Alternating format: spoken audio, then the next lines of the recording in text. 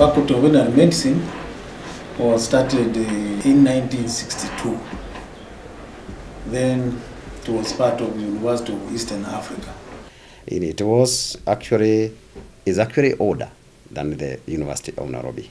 The first group had 4 students, 3 Kenyans, and 1 Ugandan. I'm happy to be associated with the Faculty of Veterinary Medicine of the University of Nairobi as they celebrate their 50th anniversary since inception. Kenya Veterinary Association is a professional association, and the membership is composed of registered veterinary surgeons in Kenya. We collaborate with the University of Nairobi in terms of research, and also they provide us with the manpower.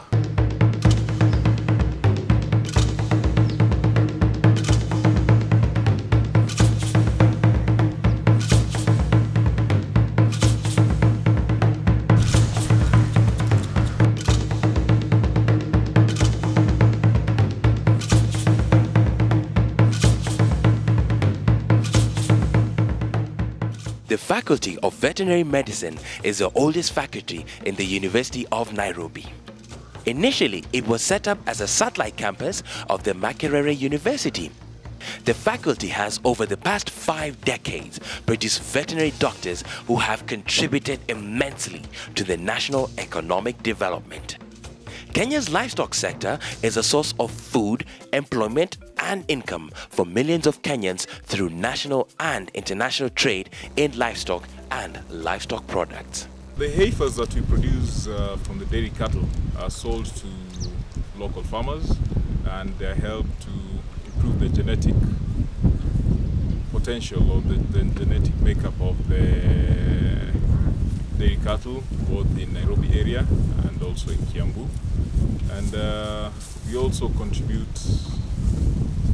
also sell pigs for breeding, both the young boars and the gilts, and all these help to improve food production and food security in this country. The common denominator of these benefits is the animal health factor, and this is the place of the veterinary doctor.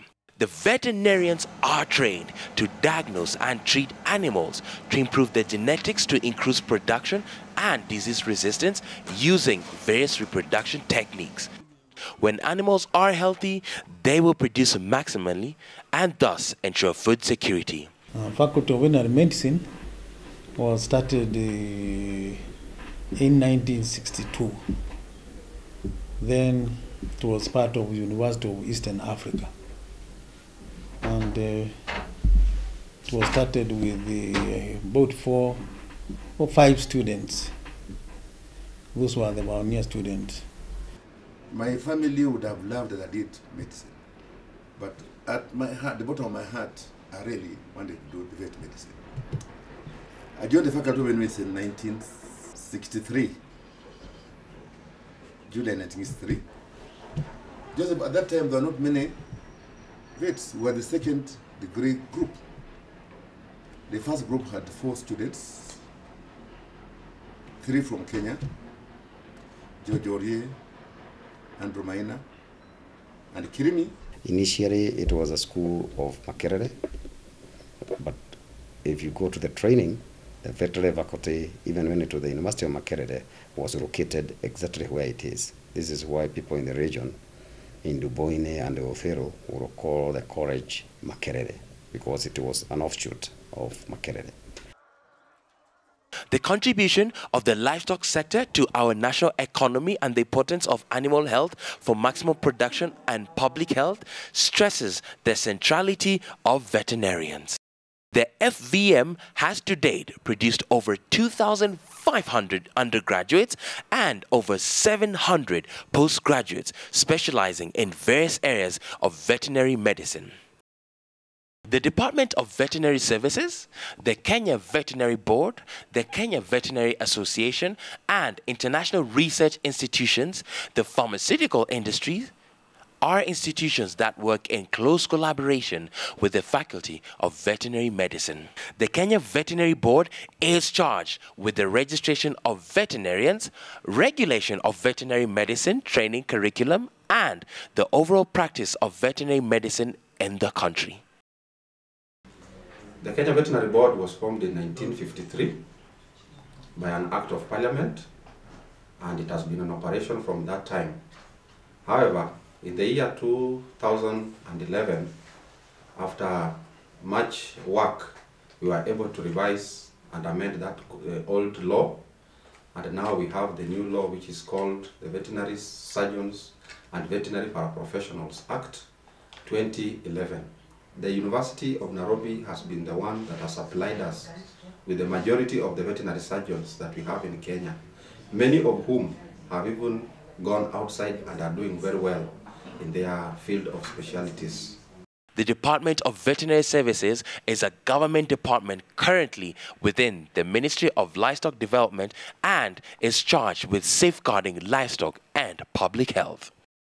The Kenya Veterinary Association has been in the forefront of the promotion of the welfare of all veterinarians in the country. Working closely with the Veterinary Board and the university and many other stakeholders, we were able to successfully lobby the government to start employing vets, because as you know, the arid and semi-arid areas is where you find a lot of livestock. Over 50% of the livestock in this country comes from that region, and those areas really lack veterinary services. And because of the structural adjustment programs, the government had stopped employing veterinarians. KVA was able to successfully lobby the government, and in the last 2 years they have been able to employ 218 veterinarians purposely to be able to work in these areas. Together with Kenya Veterinary Board and other stakeholders, we have also been able to successfully lobby parliamentarians to pass the Veterinary Surgeons and Veterinary Paraprofessionals Act 29 of 2011. And this act really is a good one because it will come to bring some sanity into the livestock sector. The Faculty of Veterinary Medicine has made tremendous steps both in its growth and contribution to the national economy.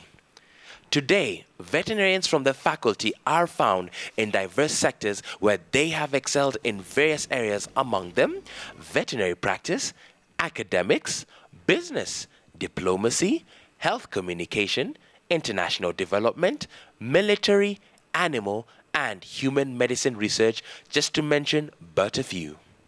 We feel that actually, since we are having the Faculty of Veterinary Medicine celebrating their 50th anniversary, myself also am a product of Nairobi University, graduated in 1997 with a Bachelor of Veterinary Medicine. So we feel that is, as vets also, we have a duty to give back to the society. The Faculty of Veterinary Medicine has not been left behind by the information and communication technology advancement bandwagon. The faculty has fully incorporated information technology in teaching and research. Connect your digital camera, which uses light, to your computer. You select the storage. That means that your image will be stored in the memory card that is in the digital camera. Now, this is what has been focused there. You can use this as a way of teaching. Ultrasound machines can now be used to arrive at confirmatory diagnosis fast. Embryo transfer technologies have been done with promising results.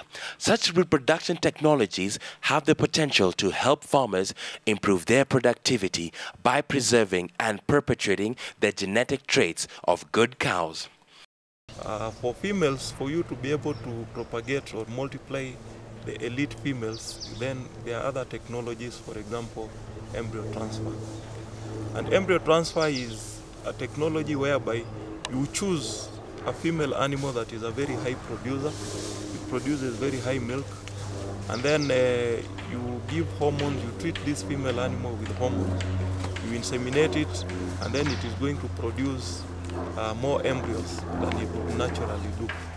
So because it produces embryos, very many embryos that it cannot carry in its own uterus, now you have to put those embryos in different animals that we refer to as recipients. We have some 2 animals here which are test tube animals, so they are products of the in vitro embryo production. These particular ones are crosses between the local indigenous animals and the dairy breeds, because there are some arid areas in Kenya where the climatic conditions are very harsh. New courses like biomedical technology have been introduced in response to the market demands.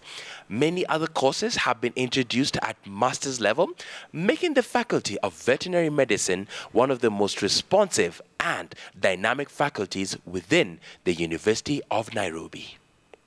I'm a second-year student in the University of Nairobi, Faculty of Veterinary Medicine. I'm pursuing a course in Bachelor of Science, Biomedical Technology. I'm happy that the Faculty of Veterinary Medicine is helping me to achieve that dream. I'm here at the University of Nairobi doing a little placement, or an attachment, as you call it, and I'm just trying to see what veterinary medicine is like in other countries, especially in Africa. It's my first time in Africa. And I just like to explore the concept of One Health. It's a small world out there, and I'd like to know more about veterinary stuff in general throughout the world, rather than just in the UK or in Europe. Being in this faculty has really changed my perspective towards animals. I have really grown to love and empathize and love and want to know how animals really behave and really do, and that has also created into me an urge to alleviate pain in animals. We have developed a master's program on natural product. This is for students who are interested in ethnoveterinary, and also ethnoveterinary drugs or plants. The course has already taken off. It's a 2-year course, a master's course. Now we are in 2nd year of that program. To conserve the environment and the indigenous knowledge, the faculty acknowledges the vital role played by herbal medicines which have been in use by livestock keepers from time immemorial. The faculty is actively doing research on herbal extracts, some of which have indeed been shown to have pharmacological activity. The faculty has established a botanical garden with over 100 medical indigenous tree species. Recognizing the fact that indigenous knowledge has supported communities over the years, to generate cures, at local levels. And this knowledge, having been time-tested, has a historical contribution that we cannot ignore. The recurrence of disasters has seen the faculty establish a disaster management unit, which is already working with the vulnerable communities during such times. There are various disasters that happen in this country that affect animals. Notably is the drought, and when the drought happens, then the animal nutrition is very low, there is hunger, then the immune system of the animals will go down, then the animals start suffering from diseases that would otherwise not have been there. When floods occur, animals will also have a problem because flooded grass will not be available for feeding, and also animals will have problems of hypothermia and something like that. So we looked at it and said probably we should incorporate an animal disaster management unit, which is supposed to look at the chronic cycles of the drought specifically, and any other disasters like fire tragedies that can occur sometimes. Wangari Maathai Institute of Peace and Environmental Studies was established in discussion with the late Nobel Peace Prize laureate, Professor Wangari Maathai, which will further study and research of the linkages between peace and environment conservation efforts initiated by the Honorable Wangari Maathai, a former staff at the faculty.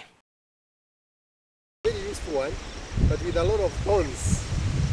Yeah, so that not everybody will come and destroy it. I mean, there are qualities in it. Their collaborative efforts with other professionals and stakeholders in the eradication of rinderpest, a devastating and fatal animal disease in 2009. Efforts with other professionals and stakeholders in the eradication of rinderpest, a devastating and fatal animal disease in 2009, and the strides made in the eradication of tsetseflies by the Pan-African Tsetsefly and Trypanosomiasis Eradication Campaign, Kenya attests to the significant contribution of the Faculty of Veterinary Medicine to the national economy.